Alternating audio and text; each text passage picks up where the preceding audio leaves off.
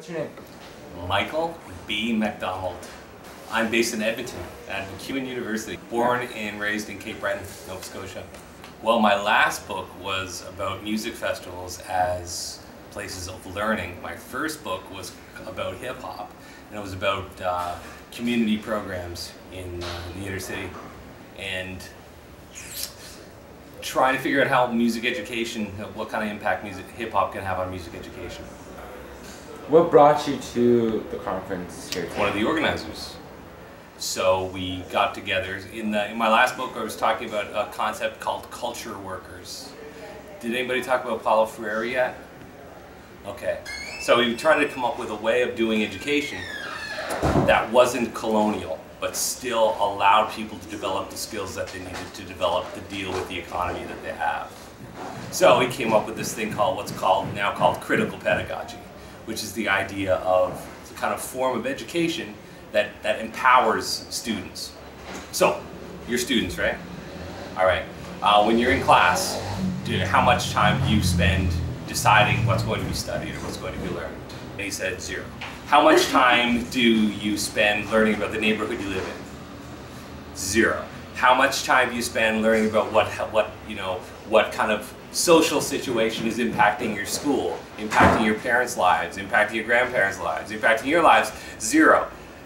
So you're not actually learning anything that has a direct impact on your life. And what's more, when you need to take a leak, you need to go to the bathroom, you have to raise your hands, right?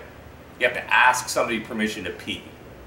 So you're not actually learning to be a liberated, informed person that's capable of participating in a democracy because you're not allowed to speak, you're not provided a space to learn how to make decisions, and even if you were provided space to learn how to make decisions, you're not learning anything about the world that you're actually living in. So critical pedagogy is about you turning education into something that's meaningful for the people that are actually learning, so that they can take that education and transform themselves and their communities.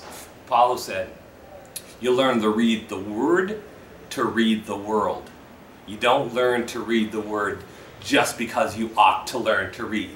You need to learn to read and write so that you can take control of your life, your community, and ultimately the world. That's a very democratic education. This is really important in hip-hop. It's particularly as there's the kind of struggle between the music industry and music education and the kind of world that we want to see happen. If we're going to create a music education, or cultural education, or just education period that's going to be transformative, right? It's going to be like culturally informed.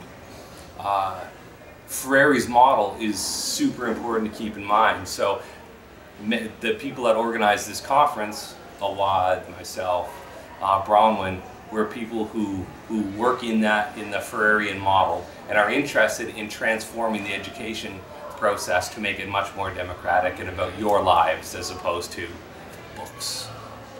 This conference is one way of developing the relationships between people in the hip-hop community in Canada so that we might move towards that.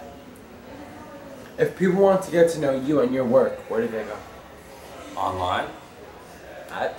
Michael B. Just type in Michael B. MacDonald and you'll find lots about me. I make movies.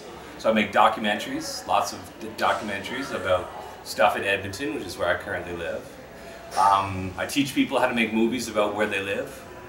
So, because, you watch stuff all the time, right? More people, you probably watch more stuff, you probably watch more videos than you read books. A lot of my students at university don't like to read. They like to watch stuff. The movie, like what you guys are doing, this is the way we communicate now. And this is the kinds of skills that are going to be central to what we're going to do in the future and how we're going to learn about ourselves.